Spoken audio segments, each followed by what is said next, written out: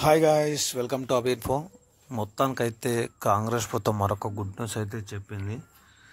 Good news ఏంటి అంటే, ముందుగా మన ఛానల్ అయితే సబ్స్క్రైబ్ చేసి లైక్ చేసి సపోర్ట్ చేయండి. ఎప్పటికప్పుడు తాజా సమాచారంతో ఎప్పటికప్పుడు మంచి మంచి వీడియోస్ అయితే మేము ముందుకైతే వస్తాను.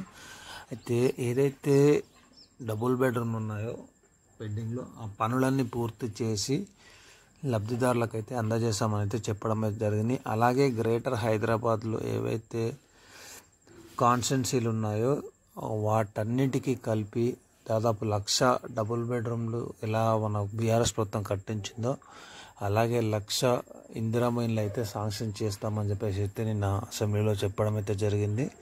అయితే దీనికైతే విధి విధానాలు ఖరారు చేసి త్వరలోనే ఇందిరమ్మ హౌసింగ్ స్కీమ్ అయితే ఇంప్లిమెంట్ చేయబోతున్నామని చెప్పేసి వాళ్ళు చెప్పడం అయితే జరిగింది. దానికి నిధులు కూడా కేటాయించడం అయితే జరిగింది. అయితే ఇది వచ్చేసి మనకు ఆగస్టులో అయితే ఈ స్కీమ్ అయితే స్టార్ట్ అవుతుందని చెప్పేసి మనకున్న సమాచారం.